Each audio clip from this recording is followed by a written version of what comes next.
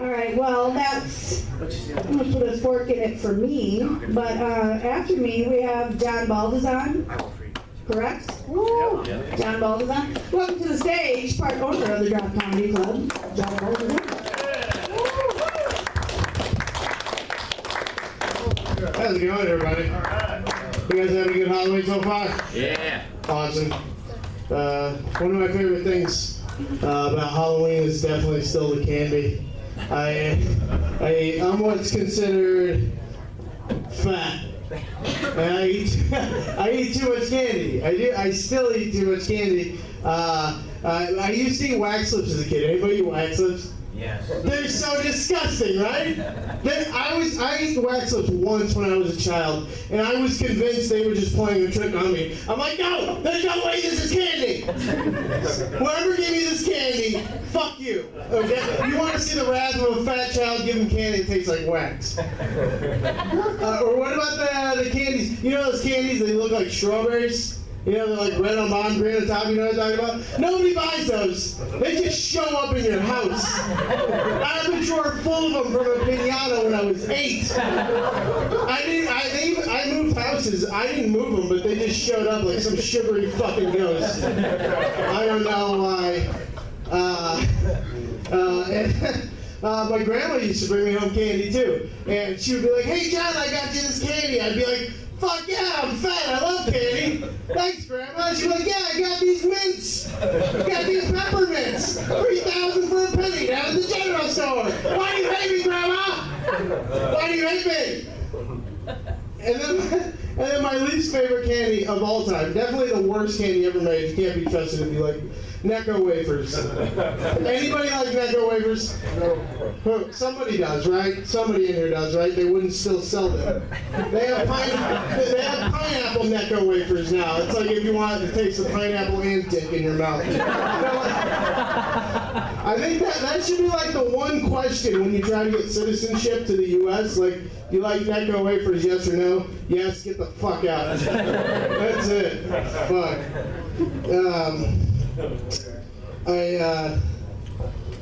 I really like cell phones now. Cell phones are so handy. I know that's not much of a segue, but I didn't really think about it. But I take a lot of long trips, and I used to have to now I can listen to like podcasts and music and all this shit just on one device. And I used to have to play those shitty road games. You know what I'm talking about? There was always two that I played, I Spy, and then my favorite, which was the alphabet game. And if you don't know what that is, basically, everybody in the car goes through the alphabet. We used to play like musicians. You'd have to think of a musician that starts with your letter, and that's as interesting as the ride got. But like, nobody tells you that if you play with a shitty little kid, it's way worse than just being fucking bored. You know what I'm talking about? Like, I would be playing with like my nephew in the car. I'd get A, I'd say like Anthrax. My sister, she'd get B, she'd say Beyonce. My nephew would get C, and he'd be like, I don't know. Well, why did you say you wanted to play, you little fuck shit? What the fuck? Like, by the time he comes up with a single one, I already thought of, like, Cannibal Corpse. That's alliteration. That's 2 points, bitch. And then, but you can't be angry at them because everybody has their car tolerance, and it's lower in the car than anywhere else. And you don't want to be mean to kids because you don't want them to grow up and be assholes and stuff. You don't want them to be strippers or something. But like, I'm like in the car with this fucking kid, and he's like asking all these stupid questions. Like, no, buddy, we still got 3 hours. Like I told you 5 seconds ago. Or, no, your high C goes in your mouth, not all over my new fucking shoes, you piece of shit. And then, like, you try to be nice, but then you just get to that point where, like, you just can't handle it anymore, and they just ask something so stupid, you just can't handle it. It's like, hey, Uncle John, I thought only girls had tits. All right, fuck this kid. All right, fuck this kid. I hope we crash his car. I hope he flies through the windshield, and he watches his whole family bleed out, and then he gets adopted by Mormons. That's what I hope happens to that kid. There's a lot of cool costumes tonight. There's more than I thought. Wilfred, Ernie. clown guy from House of a Thousand Corpses. He's got a gun. It's Pantera. All right, nobody. That one was for me, guys. I'll be honest. A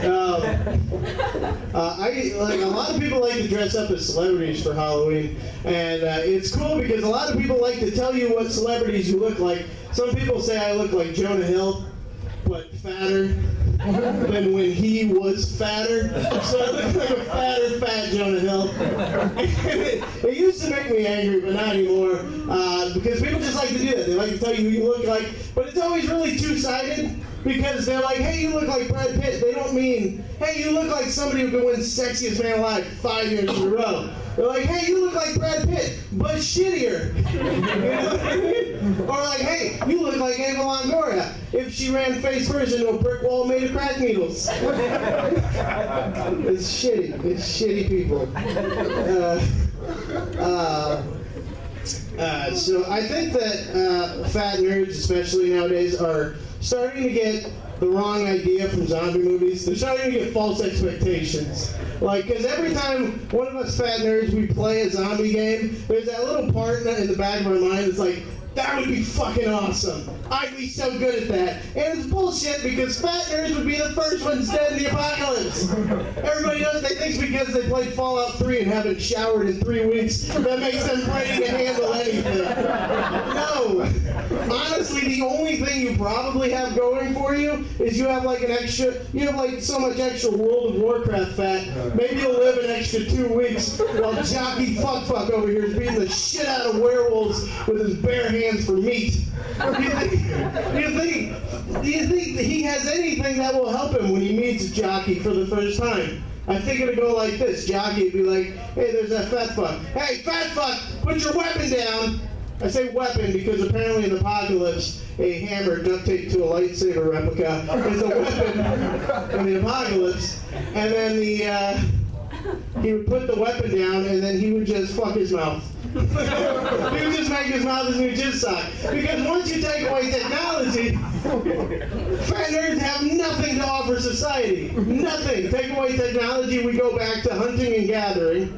And we're not jockey, we can't hunt, we can't be chasing wolves and shit. And we're too fat to be picking up berries all goddamn day. It's like, oh shit! Oh, 7. So the only thing left we have to offer is a nice warm mouth. I'm gonna be next to some other fat nerd in the apocalypse on our knees, just like, hey, did you see that? Hey, did you see that new Michael Bay movie before the apocalypse? I thought it was cool to see Michael Bay do, like a smaller movie again. Oh, hold on. Good job.